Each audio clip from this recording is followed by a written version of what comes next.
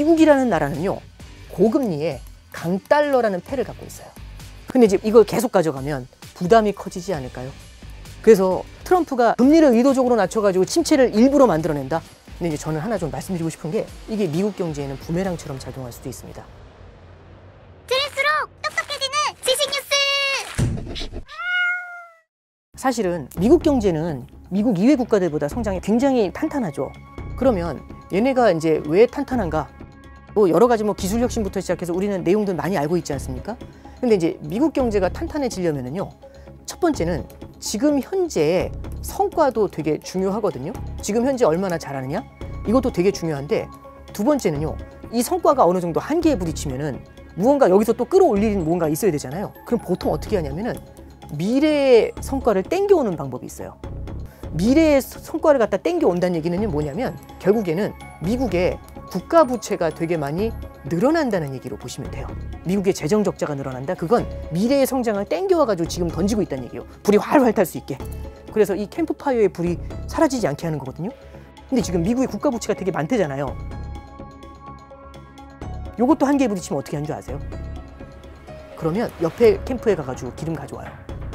그게 뭐냐면 관세 때리는 거죠. 다른 나라의 성장을 이쪽으로 가져오는 방법도 있어요. 안녕하세요. 신한 프리미엄 패스파인더의 오건영 단장이라고 합니다. 오늘 환율이라든지 금리라든지 글로벌 매크로에 관련된 말씀들 좀 전해드리도록 하겠습니다. 그래서 이제 트럼프가 얘기하는 게 그거잖아요. 지금 우리나라는 너네 때문에, 다른 나라 때문에 되게 힘들다. 우리가 다 도와주고 하는데 어떻게 이렇게 위대한 나라가 무역 적자를 겪을 수 있냐. 관세로 이 모든 불공정을 정리하겠노라. 이렇게 얘기하는 거잖아요. 그러면 미래의 걸 땡겨오고 다른 나라 걸 가져와 버리죠. 이렇게 하면 이제 미국 경제가 되게 뜨거워요. 근데 이제 문제는 뭐냐면, 미국 경제가 너무 강하니까 성장세도 되게 뜨겁고, 그 다음에 물가도 높아요.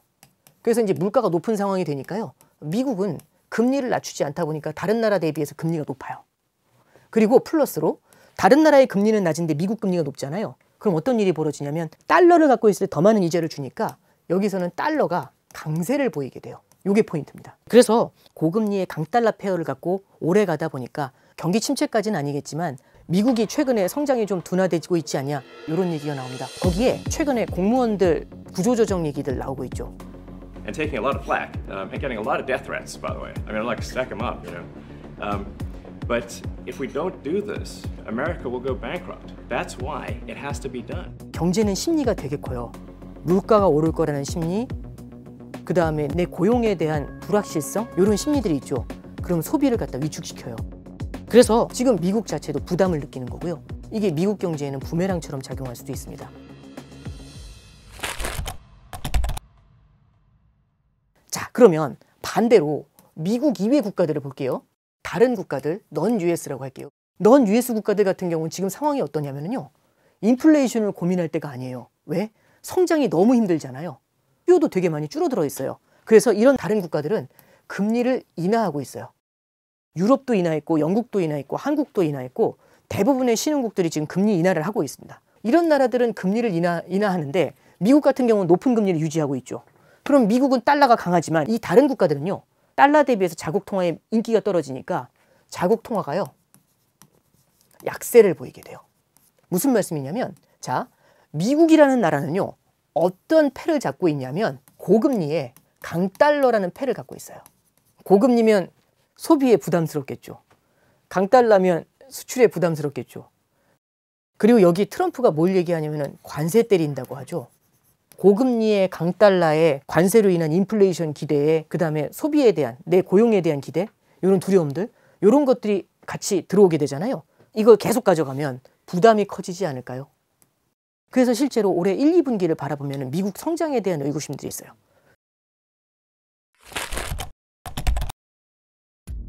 트럼프 대통령의 관세 정책 영향이 정말 큰데, 네네. 그런 상황에서 트럼프 대통령이 의도적으로 경기 침체를 하는 것이 아니냐라는 분석이 있어서. 예, 저도 외신에서 그걸 봤어요.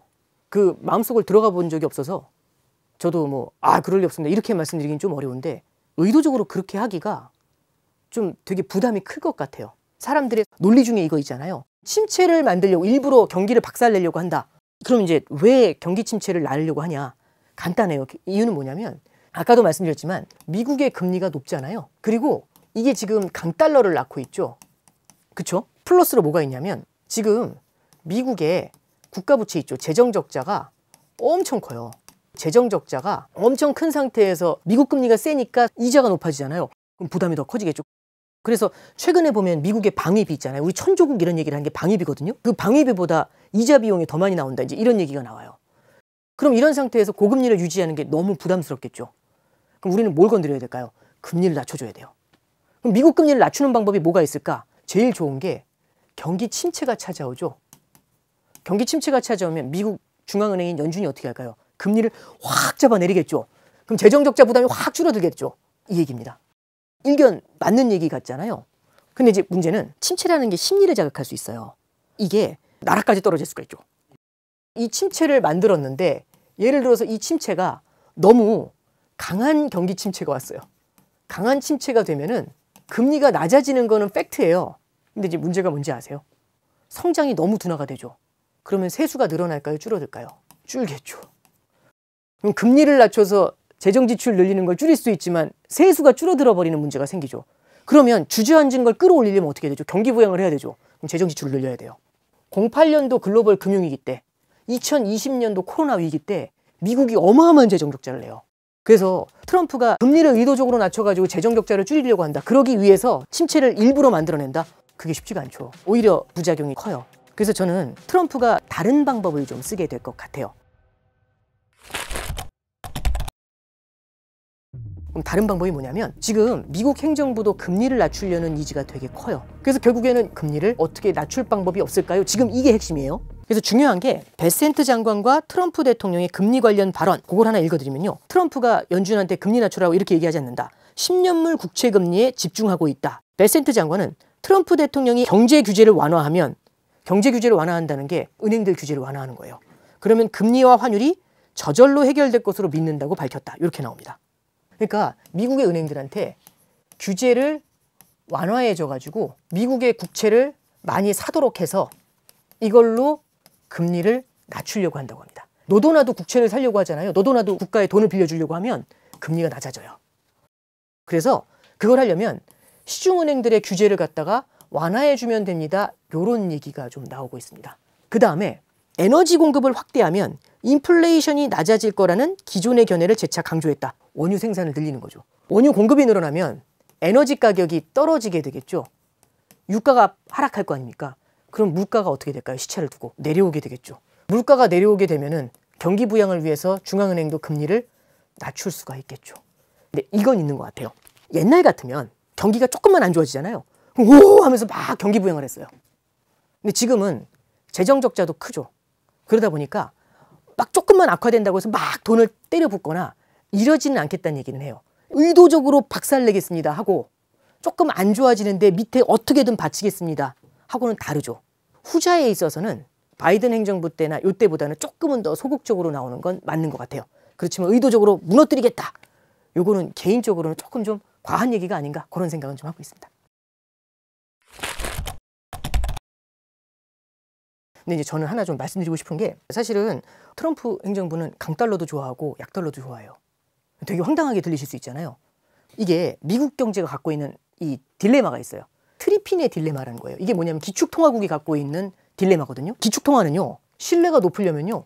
무역 흑자를 기록하면서 달러가 강해야 돼요. 이게 포인트입니다.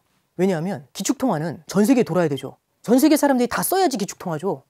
안 쓰는 돈이 무슨 기축통화가 됩니까? 모두가 쓰려면 미국에서 흘러나와야 되잖아요. 그럼 어떻게 흘러나오죠? 미국이 적자를 내야 달러가 바깥으로 풀려나오죠. 통용이 많이 되기 위해 가지고는요. 무역 적자가 나야 돼요. 그럼 이게 달러의 약세를 가리키게 되죠. 잠시만요. 기축통화국은요. 신뢰를 위해서 무역 흑자가 나야 돼요. 근데 널리 쓰이기 위해서 무역 적자가 나야 돼요. 그럼 무역 흑자를 내야 돼요? 적자를 내야 돼요? 흑자를 내면서 적자를 내면 됩니다. 이래요? 말이 안 되잖아요. 이게 트리핀의 딜레마예요. 그래서 기축통화국이 갖고 있는 가장 큰 한계다. 이 딜레마가 지금도 이어져요. 그러면 지금 미국 행정부가요. 달러의 패권을 가져가고 싶어요. 달러의 패권을 가져가려면 기본적으로 달러에 대한 신뢰가 높아야 되죠. 달러에 대한 신뢰가 높아지려면 달러가 강해야 될까요? 약해야 될까요? 강달러가 필요해요. 근데 최근에 무슨 얘기가 나오냐면 러시아 우크라이나 전쟁 이후에 중국, 러시아 이쪽 블록하고 다른 서방 국가들 블록하고 나눠졌죠. 사이가 별로 안 좋잖아요. 그랬더니 이 브릭스 국가들이 조금씩 달러 말고 다른 걸 가져가려고 해요. 그랬더니 이제 트럼프가 갑자기 브릭스 국가들이 지금 달러를 빼고 다른 걸로 결제 수단을 찾는다고 하는데 거기다 관세 때린다 이렇게 얘기를 해요. 그 얘기를 왜 했을까요? 달러 패권을 도전할 수 있다는 데 대한 부담을 느끼겠죠. 문제는 뭐냐면 강달러를 유지하니까 수출이 안 되죠. 그러니까 미국이 경제가 힘들어질 거란 얘기를 했잖아요. 그래서 강달러는요, 무역 적자를 크게 만들어요. 그럼 이거 해소하려면 어떻게 되냐면 약달러를 가져가야 돼요. 자, 그러면 트럼프 행정부는 신뢰를 얻기 위해서는 강달러가 필요한 거고요. 무역 적자를 해소하기 위해서는 약달러가 필요해요. 뭘 선택해야 되겠습니까? 자, 그래서 미국은요, 요 두 가지가 다 필요하다는 얘기예요. 그러면 겉으로는 우리는 달러 강세를 원합니다 이렇게 얘기하고 뒤로는 달러 약세를 가져갈 수 있죠. 그럼 여기 앞에 계신 분들은 속으실 것 같지 않아요? 이건 뭐냐면요, 강달러가 기본이지만 의도적으로 저쪽에서 약세 만드는 게 아니라 시장 원리에 의해서 달러 약세 가는 거는 괜찮다 이렇게 얘기하는 거예요. 그래서 트럼프 행정부는 이게 경기에 부담을 주는 요인들이 있기 때문에 당분간은 너무 강한 강달러보다는요, 약달러 쪽에도 조금은 좀 무게를 두지 않겠는가, 그렇게는 좀 볼 수 있습니다. 최근에 좀 나타나는 변화는 불확실성이 워낙 높다 보니까 자산시장의 변동성이 되게 높아요. 이럴 때는 쏠리면 너무 힘들어지거든요. 그러니까 예를 들어 관세 때리기 하다가 한 달 유예 이런 거 있잖아요. 이런 거는 사실 우리가 예측할 수 있는 게 아니지 않습니까? 워낙에 변수가 많을 때는요, 포트폴리오의 자산을 여러 개를 깔고 가야 돼요.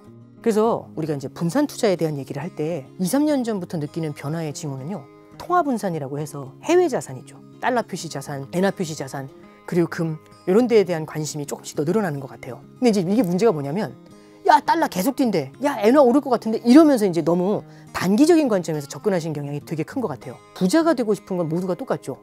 근데 언제 되게 힘들어질 때가 있냐면 짧은 기간에 큰 부자가 되고 싶잖아요. 이럴 때 실수를 되게 크게 해요. 왜냐하면 몰빵이 돼버리거든요. 긴 기간 동안에 천천히 돈을 모아가는 전략, 이게 포트폴리오예요. 우리가 올해 내년만 투자하고 끝낼 거 아니지 않습니까? 네. 긴 호흡에서 달러 자산이나 엔화 자산을 갖다가 포트폴리오에 담아가는 전략, 이런 거는 유효할 것 같아요.